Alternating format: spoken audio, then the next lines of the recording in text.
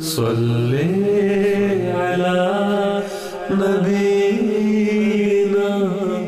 صلی علی محمد۔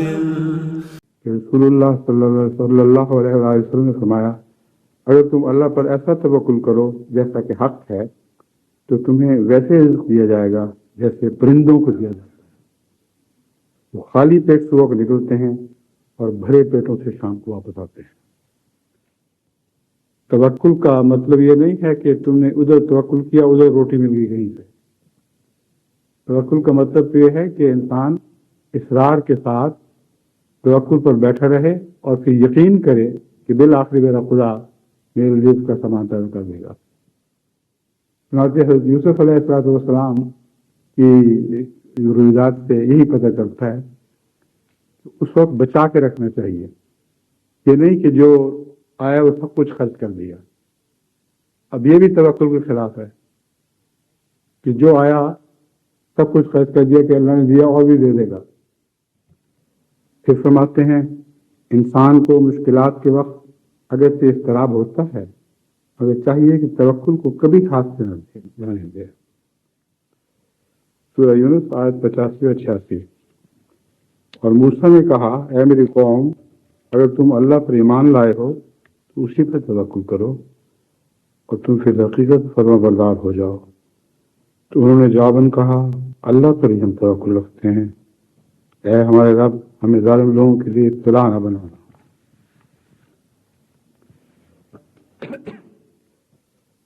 اس ضمن میں سب سے پہلی حدیث جو میں نے چنی ہے وہ حضرت مغیرہ بن ابی قرہ سے مروی ہے۔ وہ کہتے ہیں کہ میں نے انس بن مالک کو یہ کہتے ہوئے سنا، ایک شخص نے کہا، یا رسول اللہ، کیا میں اس اونٹنی کو باندھوں اور پھر توکل کروں یا اسے کھلا چھوڑ دوں اور پھر توکل کروں؟ تو آپ نے فرمایا، اسے باندھو اور پھر توکل کرو۔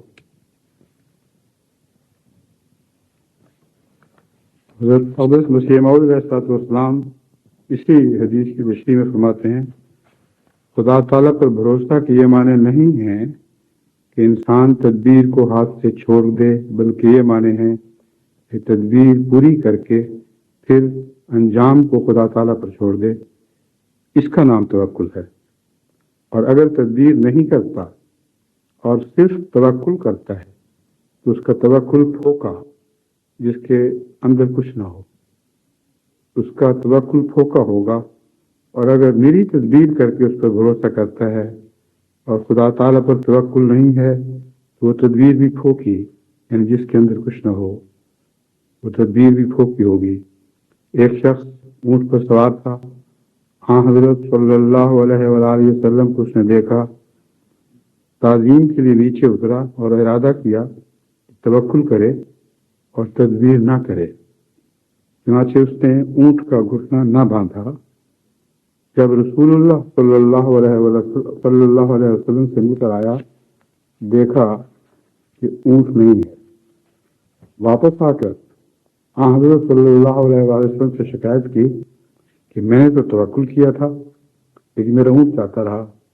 آپ نے فرمایا کہ تو نے غلطی کی، پہلے اونٹ کا گھٹنا باندھنا تھا پھر توکل کرنا تھا، تو یہ ٹھیک تھا۔ دراصل توکل کا مضمون ہماری ساری زندگی پر پھیلا پڑا ہے۔ زمیندار جو بیج بوتے ہیں وہ دراصل اپنے زور سے تو بیج کو نہیں اگاتے، وہ تو بیج پھینک دیتے ہیں، اور نظام قدرت ہے جس نے بیج کے اندر پیج در پیج باریکیاں پیدا کر رکھی ہیں۔ اس بیج کے اندر جو اگنے کا مادہ ہے وہ اتنا حیرت انگیز ہے کہ اگر انسان اس پر غور کرے تو اسی میں محو حیرت رہ جائے کہ کتنی باریکیاں ہیں، ورنہ دیکھنے میں تو ایک بظاہر ایک دانہ ہے جس کو پھینک دیا اور وہ اگایا، اور پھر اس کے ساتھ بطر کا آنا، مناسب زمین پر پڑنا بیج کا، بارش کا پانی نہ زیادہ ہونا نہ کم ہونا، یا ویسے کھیت کو پانی زیادہ دیا ہو نہ کم دیا ہو۔ بہت سے ایسے مواجہات ہیں جو ضروری ہیں بیج کو اگنے کے لیے، بس ہم لوگ یہ سمجھتے ہیں کہ توکل شاید اسی کا نام ہے کہ کسی پر توکل کر لو، کسی پر اعتبار کر لو. توکل بہت گہرا مضمون ہے. ایک بیج کی مثال دیکھیں جیسا کہ میں نے بیان کیا ہے. اس پر غور کرتے چلے جائیں تو جتنا غور کریں گے اس میں عظیم الشان گہرائی پہ گہرائی اور گہرائی پر گہرائی نظر آتی چلی جائے گی. پھر وہ بیج کا نظام پیدا کیسے ہوا، آغاز اس کا کیسے ہوا، کیوں ہر بیج کو اپنے سے بیج پیدا کرنے کی صلاحیت نصیب ہوئی. اور پھر بیج بھی تو کئی قسم کے ہیں. کئی بیج ایسے ہیں کہ جن کو پھیلانے کے لیے خاص قسم کی شکل ضروری ہے، کیونکہ اس کے اوپر ایک برج سا آتا ہے اور وہ بیج ہلکا ہو کر ہواؤں سے اڑتا ہے، اور اتنا اڑتا ہے کہ بعض دفعہ سمندر پار چلا جاتا ہے. خدا تعالیٰ نے دنیا میں بیج پھیلانے کا جو انتظام کیا ہوا ہے یہ بھی تو توکل ہی ہے. اور انسان کبھی غور نہیں کرتا کہ اس توکل کے بغیر ہمارا ایک چھوٹا سے چھوٹا بیج بھی، اس اک کا پودا کہتے ہیں، اس کا بیج بھی نہیں پھیل سکتا. اتنا حیرت انگیز نظام ہے کہ بعض دفعہ بعض گٹھلیاں ایسی ہیں جن کو جب تک کوئی بڑا جانور کھا نہ لے وہ گل ہی نہیں سکتی. اور مثلا ہاتھی جب وہ کھا لیتا ہے تو اس کے پیٹ کے تیزاب سے وہ گلتی ہیں، اور چونکہ ہاتھی لمبے سفر کرتے ہیں اس لیے جب وہ ان کو نکالتے ہیں تو ان میں اگنے کی صلاحیت پیدا ہو چکی ہوتی ہے. بس نظام قدرت تو ایسا عجیب نظام ہے کہ ذرے ذرے میں خدا دکھائی دیتا ہے اگر انسان کو دیکھنے کی بصارت ہو. اس لیے توکل کے مضمون کو یوں عام نہ سمجھیں، بہت گہرا اور وسیع مضمون ہے. حضور اکرم صلی اللہ علیہ وآلہ وسلم نے فرمایا، حضرت عمر بن خطاب سے مروی ہے کہ رسول اللہ صلی اللہ علیہ وآلہ وسلم نے فرمایا، اگر تم اللہ پر ایسا توکل کرو جیسا کہ حق ہے تو تمہیں ویسے رزق دیا جائے گا جیسے پرندوں کو دیا جاتا ہے. وہ خالی پیٹ صبح کو نکلتے ہیں اور بھرے پیٹوں سے شام کو واپس آتے ہیں. یہ مضمون بھی دوہرے معنی رکھتا ہے. پرندہ اڑ کر جب جاتا ہے تو محنت کرتا ہے، بیج کو تلاش کرتا ہے، کھودتا ہے، اس کو پتہ ہے کون کون سی جگہ کھودی جائے گی تو وہاں سے بیج نکلے گا. تو اگر ایک غریب انسان ہو اور وہ کلہاڑا لے کر نکل جائے یا اور کوئی ایسا ہتھیار لے کر جس کو چلانے سے اس کی روزی کمائی جا سکتی ہو، تو اس نے خدا پر توکل کیا اور لوگوں کے سامنے ہاتھ ہی پھیلائے. ایسے خدا پر توکل سے یہ ہمارا ایسا خدا ہے جو ضرور پھر اس کی روزی کا سامان پیدا کر لے گا. بعض لوگوں کو اس کے برعکس یاد ہوتی ہے، اپنا فخر ننگا کرتے ہیں، بظاہر کہتے ہیں کہ ہم نے مانگا تو کچھ نہیں، کسی کے سامنے ہاتھ نہیں پھیلایا. وہ ان کا چہرہ، ان کی آنکھیں، ان کا جسم بول رہا ہوتا ہے کہ ہمیں کچھ دو.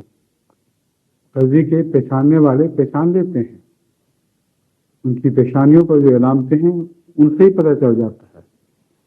اور بعض لوگ باوجود فاقہ کشی کے اپنے آپ کو چھپاتے ہیں اور سنبھال کے رکھتے ہیں، ہنس کر بات کرتے ہیں، چہرے پر بھوک کا اثر نہیں آنے دیتے. بس ایسی صورت میں توکل کے مضمون کو دیکھیں تو کتنا بدلتا جاتا ہے. محض مانگنا توکل نہیں، حالت غریبانہ بنا کر اگر حالت مانگنے لگے تو وہ بھی توکل کے خلاف ہے. چنانچہ فرمایا، تمہیں رزق دیا جائے گا جیسے پرندوں کو دیا جاتا ہے. وہ خالی پیٹ سے لوگ نکلتے ہیں اور بھرے پیٹوں کے ساتھ شام کو واپس لوٹتے ہیں. حضرت ابن عباس رضی اللہ تعالیٰ عنہ سے روایت ہے کہ رسول اللہ صلی اللہ علیہ وآلہ وسلم نے فرمایا، میری امت کے 70,000 لوگ جنت میں بغیر حساب کے داخل ہوں گے. یہاں 70,000 سے مراد ایک تکمیل کا لفظ ہے 70، اس میں سینکڑوں ستر ہو سکتے ہیں. اللہ کی مرضی ہے، جتنا چاہے بڑھا دے. اور اس کا بھی توکل سے تعلق ہے. اگر توکل ہو کہ اللہ تعالیٰ بخش دے گا، تو خدا جانے پہلے کتنے 70,000 وہ گزرے ہیں، یا 70,000 وہ گزرے ہیں، اور کتنے آئندہ آنے والے ہیں. دنیا کتنی باقی ہے، اور ہر نسل جو ہے وہ اللہ پر توکل کرے کہ وہ اس کی گناہ بخش سکتا ہے، اور جب چاہے گا بخش دے گا. لیکن ساتھ ایک شرط رسول اللہ صلی اللہ علیہ وسلم نے مقرر فرمائی ہے، یہ وہ لوگ ہوں گے جو دوسروں کے عیوب کی تلاش میں نہیں لگے رہتے، اور نہ ہی فال لینے والے ہوں گے، بلکہ وہ اپنے رب پر توکل کرتے ہوں. اب یہ دو باتیں ہیں، ان کا آپس میں گہرا تعلق ہے. جو لوگوں کی عیوب کی تلاش میں رہتے ہیں وہ پردہ دری کرتے ہیں، اور جو پردہ دری کرنے والے ہوں ان کو اللہ پر توکل کا کوئی حق نہیں.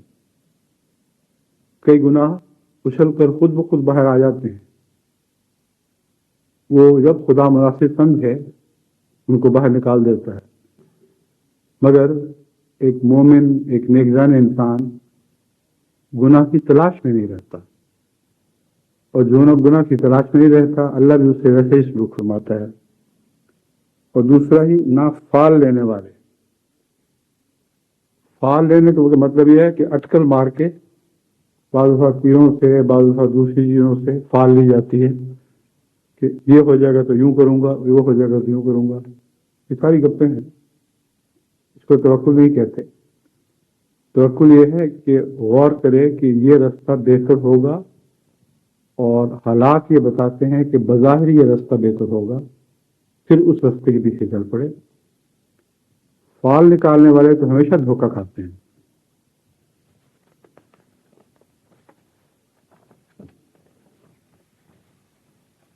ایک ترمذی کی حدیث ہے، حضرت عبداللہ بن مسعود رضی اللہ تعالیٰ عنہ سے مروی ہے کہ حضرت صلی اللہ علیہ وسلم نے فرمایا، جس شخص کو فاقہ نے آ لیا اور اس نے اس فاقے کی حالت کو لوگوں کے سامنے پیش کیا، اس کا فاقہ دور نہ ہوگا. وہ جو پیش کرنے کا مضمون ہے وہ میں پہلے بیان کر چکا ہوں. خواہ زبان سے پیش کرے، خواہ اعصاب سے پیش کرے، ایسے لوگ ہمیشہ فاقے کا شکار ہی جاتے. لوگوں کی خیرات سے کسی کا کچھ نہیں بنا کرتا، اور جس پر فاقہ آیا اسے وہ اللہ کے سامنے پیش کرے تو اللہ تعالیٰ جلد یا بدیر اس کے لیے رزق نازل کرے گا. اب یہاں جلد یا بدیر کا لفظ بہت ہی اہمیت رکھتا ہے. توکل کا مطلب یہ نہیں ہے کہ تم نے ادھر توکل کیا ادھر روٹی مل گئی کہیں سے. توکل کا مطلب تو یہ ہے کہ انسان اصرار کے ساتھ توکل پر بیٹھا رہے اور پھر یقین کرے کہ بالآخر میرا خدا میرے رزق کا سامان پیدا کر دے گا. ایک شخص کے متعلق بیان کیا جاتا ہے کہ اسے بہت زاہد بننے کا شوق تھا، اور وہ زاہد بن کر جنگل میں ایک درخت کے نیچے جا چکا اور کہا کہ میں تو کسی سے نہیں مانگوں گا، اللہ مجھے رزق دے گا تو میں لوں گا. اب وہ شخص کچھ دیر تو اسی طرح رہا، لوگوں میں مشہور ہو گیا کہ ایک بہت بزرگ عابد انسان بیٹھا ہوا ہے. جگہ جگہ سے لوگ تحفے لانے شروع کیے لوگوں نے، اور اس کے درخت کے نیچے ڈھیر لگ گئے کھانوں کے، اور لوگوں کو بھی بانٹنے لگا. اب خدا تعالیٰ نے اس کو آزمانا تھا، چنانچہ ایک دن ایسا ہوا کہ ہر ایک نے سمجھا کہ دوسرا لے گیا ہوگا، اور اس دن اس کو کچھ بھی نہ ملا. سارا دن درخت کے نیچے بیٹھا رہا، بھوکا پیاسا، برا حال. آخر خیال آیا کہ دیکھنا چاہیے. جا کر باہر نکلا اور جا کے ایک دروازہ کھٹکھٹایا ایک جگہ. تو دروازے والے نے جب دیکھا اس نے کہا، اوہ آپ ادھر آ گئے ہیں، معاف کرنا غلطی ہو گئی، ہم تو خود ہی گئے تھے، ہمیں چاہیے تھا پہنچنا. اس نے 2 روٹیاں اس کو اور کچھ سالن دے دیا. وہ چلنے لگا تو کشفن اس کو وہ کتا دکھایا گیا، اس کا جو باتیں کر رہا تھا. कुत्ते ने कहा मैं इस दरवाजे पे बैठा हुआ हूं और किसी और दरवाजे पे नहीं जाता, मेरा हक है, एक रोटी मुझे दो। उसने वो रोटी उसको पकड़ा दी और खा के चलने ही लगा था, वो खिला के चलने ही लगा था तो कुत्ता पीछे पीछे आ गया। उसने कहा एक रोटी से मेरा पेट नहीं भरता, ये दोनों रोटियां तूने मेरे मालिक से ली हैं, अपने मालिक को छोड़कर मेरे मालिक के पास आए हो, इसलिए अपने मालिक की चीज का मैं हकदार हूं। चुनाचे वो दोनों रोटियां फेंक कर रोता हुआ वापस दफ्तर पर चला गया। और इत्तेफाक ऐसा हुआ कि उस वक्त लोगों को याद आ गया और लोगों ने फिर वहां रिस्क पहुंचाना शुरू कर दिया। खुदा ताला ने सबक देना था। देखो, तवक्कुल कोई मामूली बात नहीं है, और ना ही तवक्कुल का ये मतलब है कि उधर तवक्कुल किया उधर ही फौरन मिल गया। अल्लाह चाहे तो फौरन दे देता है, ना चाहे तो फौरन नहीं देगा। बीज देखें आप डालते हैं, तवक्कुल करते हैं, बाद में बीज ज़ाया हो जाते हैं। बाद में फसल उगती भी है तो जैसे मसीह ने फरमाया खोखी, उसके अंदर कुछ नहीं होता। जमींदार जानते हैं कि तवक्कुल किया था और एक साल ऐसा आया कि उसमें कुछ ना निकला, लेकिन तवक्कुल के साथ अल्लाह ताला ने कुछ ऐसे मज़मून बांधे हुए हैं जिन पर गौर करने के नतीजे में तवक्कुल के हकीकी माने समझ आते हैं। ये खुदा ताला का निज़ाम जो है पैदाइश का, ये भी एक खास चक्कर खाता है। जैसा कि हजरत यूसुफ के ज़माने में 7 साल का कैद आया था, तो ये निज़ाम भी बाज़ दफ़ा पहले रोया में बता दिया जाता है, बाज़ दफ़ा बगैर बताए भी अगर ज़मींदार गौर करे तो मालूम करता है कि एक खास चक्कर होता है। मैं जो अपनी ज़मीनों का इंचार्ज मुकर्रर था, मैंने ये असूल बना कर रखा हुआ था, और यही मैं अपने अजीज मंसूर अहमद साहब को बताता हूँ कि याद रखो कि हर चौथे साल एक इत्तला आएगा। और तवक्कुल ये नहीं है कि कहो कि देखो हमने तो बीज फेंका और कुछ नहीं मिला। तवक्कुल के साथ सब्र शामिल है। तो तुम जब बीज फेंको तो सब्र करो और अंदाजा फाल ना लगाओ, बल्कि कानून कुदरत को पढ़ो। और कानून कुदरत जहां तक मैंने पढ़ा मुझे यही बताता है कि 4 साल के बाद एक इब्तला का साल आया करता है करीबन। उस जो पहले 3 साल हैं उनमें बचा के रखो। हज़रत यूसुफ अलैहिस्सलाम की रुईदात से यही पता चलता है कि उस वक्त बचा के रखना चाहिए, ये नहीं कि जो आया वो सब कुछ खर्च कर दिया। अब ये भी तवक्कुल के खिलाफ है कि जो आया सब कुछ खर्च कर दिया कि अल्लाह ने दिया और भी दे देगा। तो निज़ाम तवक्कुल तो बहुत गहरा निज़ाम है, एक बात से दूसरी बात निकलती चली जाती है। हज़रत उम्मे सलमा रज़ियल्लाहु ताला अन्हा से रवायत है कि उर्दू इसका पढ़ देता हूँ। हज़रत उम्मे सलमा से मरवी है कि हुज़ूर सल्लल्लाहु अलैहि वसल्लम जब घर से निकलते तो फरमाते थे कि अल्लाह के नाम के साथ उस पर तवक्कुल करते हुए मैं घर से बाहर निकलता हूँ। हर रोज जब इंसान घर से बाहर निकलता है तो इस ख्याल से कि सब कुछ ठीक ठाक है, पूरी एहतियातें भी नहीं पूरी करता, लेकिन अगर एहतियातें भी पूरी करे तो यकीन करे कि जब तक खुदा ताला का फजल शामिल नहीं होगा कोई खराबी पैदा हो जाएगी। बाज़ दफ़ा मोटर के एक्सीडेंट होते हैं, एक आदमी बहुत एहतियात से चला रहा है और हर तरह की बेहतरीन कार उसने रखी हुई है जिसमें किसी किस्म का कोई खतरा नहीं, और सामने से आने वाला एक शराबी ड्राइवर है, उसने उसको टक्कर मार दी। अब देखें, तवक्कुल जो करने वाला है वो साथ दुआ भी करके चलेगा, और जब दुआ करके चलेगा तो जरूर अल्लाह ताला उसकी अंदर मदद फरमाएगा। एक दफा मुझसे मिले एक हमारे अजीज पायलट थे, उन्होंने बयान किया कि मैं हमेशा जंग के दौरान जब जहाज पे जाया करता था तो ये दुआ किया करता था कि वो जो سفر کی دعا ہے، سبحان الذی سخر لنا ھذا وما كنا له مقرنین وإنا إلی ربنا لمنقلبون۔ یہ دعا کہتے میں لکھ بھی لیا کرتا تھا جہاز کے اوپر اور پڑھتا بھی جایا کرتا تھا۔ کہتے ہیں ہمیشہ خدا کے فضل سے سخت بمباری، سخت توپوں میں سے نکل کر میں ہمیشہ واپس آتا رہا۔ ایک دفعہ بھول گیا اور اسی دفعہ میں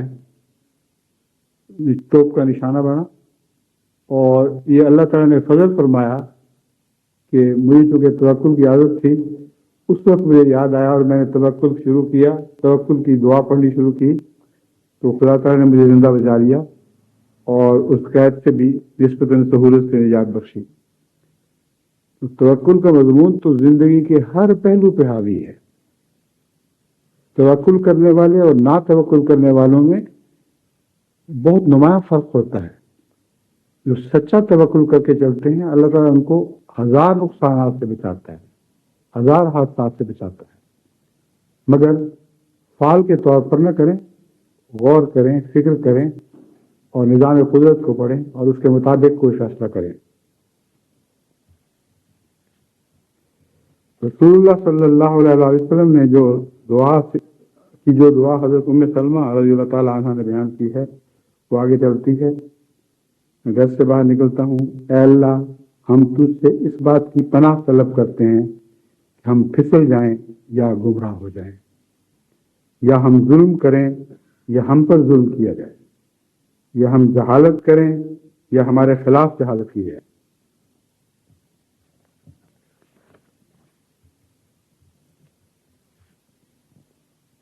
حضرت مسیح علیہ السلام فرماتے ہیں اصل میں توکل ہی ایک ایسی چیز ہے کہ انسان کو کامیاب و بامراد بنا دیتا ہے۔ اللہ تعالیٰ فرماتا ہے وَمَن يَتَوَكَّلْ عَلَى اللَّهِ فَهُوَ حَسْبُهُ، جو اللہ تعالیٰ پر توکل کرتا ہے اللہ تعالیٰ اس کو کافی ہو جاتا ہے، بشرطے کہ سچے دل سے توکل کے اصلی مفہوم کو سمجھ کر صدق کے دل سے قدم رکھنے والا ہو اور صبر کرنے والا اور مستقل مزاج ہو، مشکلات سے ڈر کر پیچھے نہ ہٹ جاوے۔ دنیا گزشتنی اور گزاشتنی ہے، اس لائق ہے کہ اس کو بھولا جائے اور ترک کر دیا جائے، اور اس کے کام بھی ایسے ہی ہیں، بس انسان کو لازم ہے کہ اس کا غم نہ کرے اور آخرت کا فکر زیادہ رکھے۔ اگر دین کے غم انسان پر غالب آ جائیں تو دنیا کے کاروبار کا خود خدا متکفل ہو جاتا ہے۔ پھر فرماتے ہیں انسان کو مشکلات کے وقت اگر سے اضطراب ہوتا ہے مگر چاہیے کہ توکل کو کبھی ہاتھ سے نہ جانے دے۔ حضور صلی اللہ علیہ وسلم کو بھی بدر کے موقع پر سخت اضطراب ہوا تھا۔ کتنا ایک باریک فرق دکھا دیا آپ نے، سخت اضطراب ہوا تھا، چنانچہ عرض کرتے تھے یا رب ان اہلک کا حاضر اصابہ تھا فلن تو بدا الارض ابدا، مگر آپ کا اضطراب فقط بشری تقاضا سے تھا، کیونکہ دوسری طرف توکل کو آپ نے ہرگز ہاتھ سے نہیں جانے دیا تھا۔ آسمان کی طرف نظر تھی اور یقین تھا کہ خدا تعالیٰ مجھے ہرگز ضائع نہیں کرے گا، یاس کو قریب نہیں آنے دیا۔ ایسے اضطرابوں کا آنا تو انسانی اخلاق اور مدارج